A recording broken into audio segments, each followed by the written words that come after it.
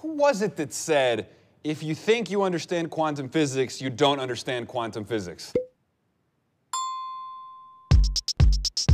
Consciousness, intelligence, Free will, determinism, black holes, protecting the planet from asteroids, Heisenberg uncertainty principle, atoms, ion traps, nuclear magnetic resonance, superconductors, photons, artificial intelligence, machine learning, past and future, classical physics, time travel. I mean, the whole thing.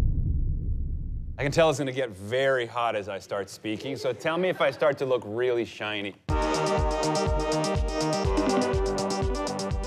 Quantum physics puts everything into question. It defies every intuition you have about the natural world. Quantum is a very strange regime of physics. Things can exist in this state of superposition where they could be like ghosting on each other, where they could be this and that at the same time. Entanglement. Quantum entanglement. Two objects, if they're quantum mechanically entangled, are still strongly related to each other, even though they can be a vast distance apart. with the notion of the multiverse. There's a whole family of Hartmuts in different states and going through different experiences and different life trajectories. The famous one is quantum tunneling. Tunneling. Tunneling. Tunneling is the slippage between universes. For a long time, people thought those effects only existed in the microscopic domain. Like atoms, electrons, photons. But really, it's the theory of our universe. So if you want to build a quantum computer, you want to incorporate those new phenomenon into information processing. Maybe quantum computation is one of those instruments that's going to allow us to see quantum effects at the human scale. Google and NASA have teamed up to share one of the world's first commercial quantum computers. This machine, made by Canada's D-Wave, will be installed in a NASA research center in California.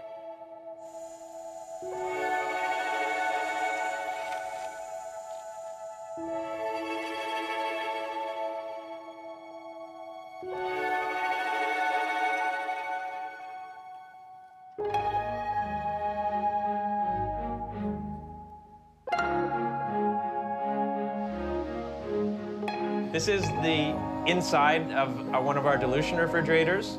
All of this infrastructure is to basically operate the chip at a temperature that's 2 orders of magnitude colder than interstellar space.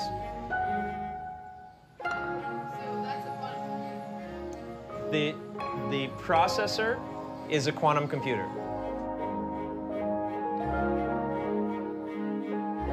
It uses things called qubits, as well as being either 1 or a 0. A qubit can also be both at the same time, therefore bringing about a quantum leap in terms of power.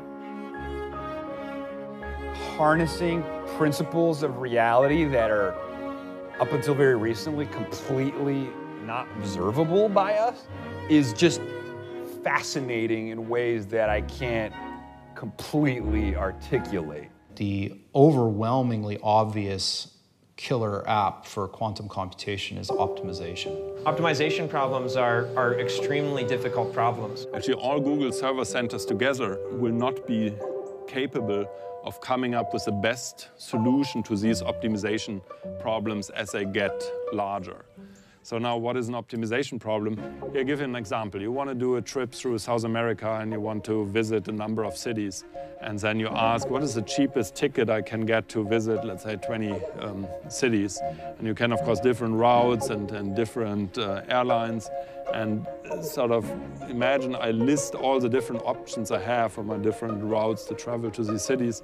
We currently, as a civilization, we generate vast amounts of data. It could be climate data, genomic data, but it's very difficult to generate useful insights oftentimes from that data. If you can solve optimization problems better, you have an important resource at your hand.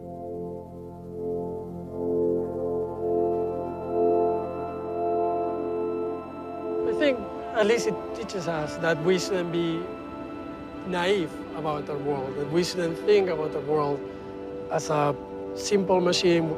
It forces us to consider, more sophisticated notions of how the reality around us is actually shaped.